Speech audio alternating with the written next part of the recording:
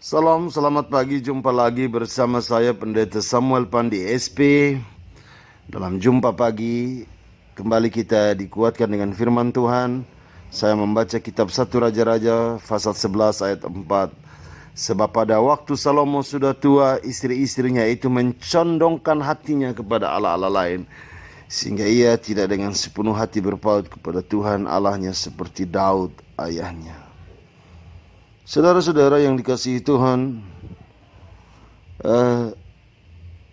keberadaan Salomo yang besar dengan jumlah istri sekitar 1.000 memang menjadikan dia menjadi seorang raja dengan pribadi yang unik.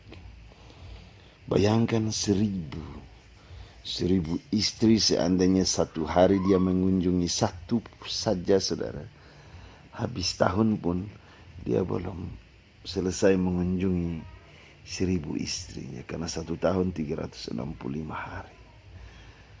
Tetapi semua cerita tentang istri Salomo yang banyak itu juga mau menggambarkan tentang betapa besarnya Salomo waktu itu. Mau menggambarkan satu keberadaan politik di mana Tuhan menuntun dia sampai-sampai kehidupannya itu disegani, dan juga kerajaannya itu melebar, meluas, banyak terjadi perkawinan yang memperluas kerajaannya. Hanya ada satu masalah, saudara. Saudara punya sesuatu yang banyak, sesuatu yang besar, saudara, hati-hati. Ketika semua itu menjadi aset kehidupanmu, semua itu juga bisa menjadikan engkau berbeda. Ketika saudara punya satu yang berharga, itu bisa membuat engkau berpaling dari satu aktivitas yang baik. Saudara, ada orang yang ketika dia belum punya mobil, jalan kaki dia begitu rajin melayani.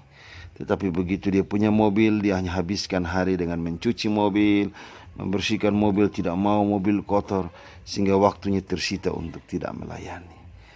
Salomo mengalami hal yang sama. Istrinya yang banyak itu, 1.000 itu, mencondongkan hatinya kepada Allah-Allah lain, sehingga ia tidak sepenuh hati berpaut kepada Tuhan. Dan ini terjadi ketika dia sudah tua. Salomo kurang menyadari bahwa makin tua ketergantungan kita kepada orang lain begitu kuat. Saudara-saudara, saya pernah berkhotbah begini, saudara. Hai suami-suami yang berbeda umur dengan istri, ketika engkau lebih tua dari istrimu, berhati-hatilah memperlakukan mereka.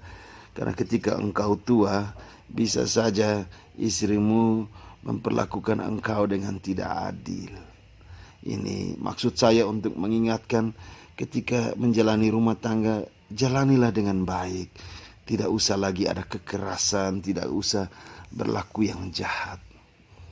Salomo ketika tua dia jatuh oleh istri-istrinya. Bayangkan sudah tua ketika dia berharap pada pengasihan istri-istri kepada istri-istrinya, mungkin jauh lebih muda.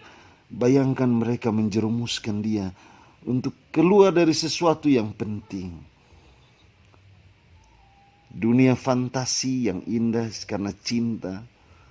Awas, saudara, bisa merusak sesuatu yang paling penting, sentral. Ini Tuhan, saudara. Bayangkan, ini Tuhan. Dan soal relasi dengan Tuhan, ketika kita dijauhkan dari Tuhan, ini kecelakaan bagi iman kita. Ini berbahaya bagi saya dan saudara. Kita tidak boleh jauh dari Tuhan selama mengalami kerugian. Sebab di masa tua dia menjauh dari Tuhan. Seharusnya dia belajar bahwa Tuhan yang menuntun dia sepanjang kehidupan itu membuat dia harus mempersembahkan hidupnya kepada Tuhan. Hati-hati, saudara. Ada kelemahan kita, ada titik-titik lemah kita yang bisa dimanfaatkan oleh orang lain. Ketika kita berupaya untuk mempercayai orang, pada saat yang sama orang bisa memanfaatkan kepercayaan kita. Hati-hati. Salomo justru jatuh di masa tua ketika kelemahannya mulai tampak. Dia membuat satu keputusan yang fatal, sehingga dia juga kehilangan apa yang paling berharga dalam hidup ini. Mintalah Tuhan supaya Tuhan menolong saudara di waktu kelemahan-kelemahan. Tuhan berkati. Mari kita berdoa. Tuhan, tolong kami dengan kelemahan yang ada. Tuhan tolong supaya kami tidak menjauh dari Tuhan, tetap meminta kekuatan dari Tuhan. Amin.